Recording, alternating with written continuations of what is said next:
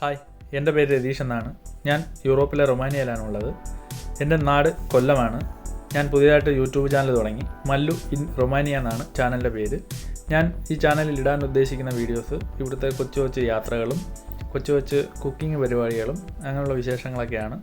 അപ്പോൾ എല്ലാവരും സഹകരിക്കണം, വീഡിയോകൾ കാണണം, സപ്പോർട്ട് ചെയ്യണം. അപ്പോൾ ഞാൻ ഇന്ന് വന്നിട്ടുള്ളത് ഞാൻ താമസിക്കുന്ന തന്നെ റൂമിൻ്റെ ഉള്ളിലോട്ടുള്ള സ്ഥലത്താണ്. ഇത് ഹൈവേ അല്ല, കൊച്ചു വഴികളാണ്. പക്ഷേ ഇവിടുത്തെ കൊച്ചു വഴികളും ഇങ്ങനെയൊക്കെയാണ്. അപ്പോൾ വൈകിട്ട് 7:45 ഇവിടെ രാത്രി 10 മണി വരെയൊക്കെ ഇങ്ങനെ ആയിരിക്കും. 10 മണി കഴിഞ്ഞിട്ട് സൂര്യ അസ്തമിക്കത്തോളം. ചൂട് സമയത്തുള്ളൊരു പ്രത്യേകത അത്. അപ്പോൾ ഈ വഴിയരികിലും ഒക്കെയുള്ള ചെടികളും മരങ്ങളൊക്കെ വൃത്തിയായിട്ട് വെച്ചിരിക്കുന്നത് കാണിക്കാനാണ് ഇതുവഴിയൊക്കെ വന്നത്. ഇതുവഴി പോകുമ്പോഴെല്ലാം ഇങ്ങനെയുള്ള മനോഹരമായ കാഴ്ചകളാണ്. രണ്ട് സൈഡിലും നല്ല വൃത്തിയായിട്ടാണ് വെച്ച് പിടിപ്പിക്കുന്നത്. പിന്നെ ഇതുവഴി വരുമ്പോൾ ഈ റോഡ് സൈഡിൽ ചെറിയ ചെടികളാണ്. നല്ല കാണാൻ നല്ല രസമാണിത്.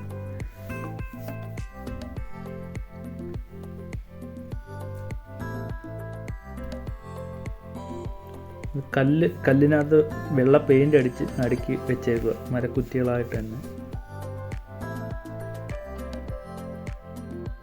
നല്ല രസമുള്ള കുറച്ച് ചെടികളും റോസകളൊക്കെയാണ്. പലതരത്തിലുള്ള റോസകളുണ്ട് ഇവിടെ. പക്ഷെ ഇപ്പോൾ ചൂടുകാലമായതുകൊണ്ട് അധികമൊന്നും പിടിച്ചിട്ടില്ല. റോഡിൽ പോയാലും രണ്ട് സൈഡിലും മരങ്ങളും ബൾബറി മരമൊക്കെ ആയിരിക്കും തോനെ. ബൾബറി, ആപ്പിള് എല്ലാം ഉണ്ട്. ബൾബറി മരം ആയിരിക്കും പക്ഷേ തോനെ വെക്കുന്നത്.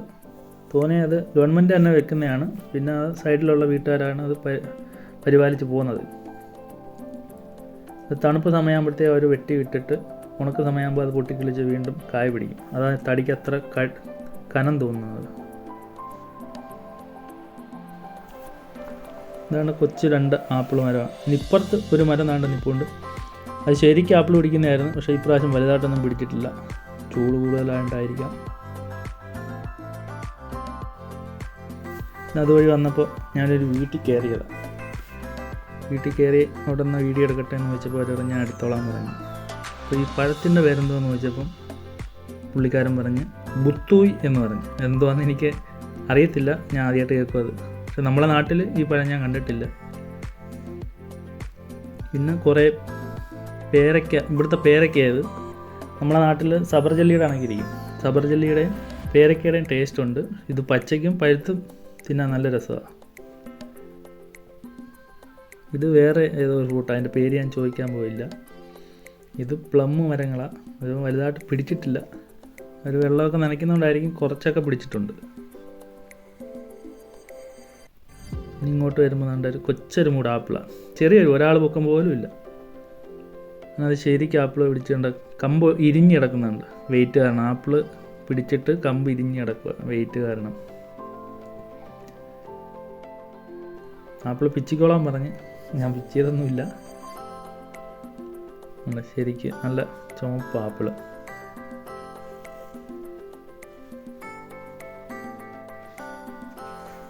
അകത്തോട്ടൊക്കെ പ്ലം മരങ്ങളാണ്.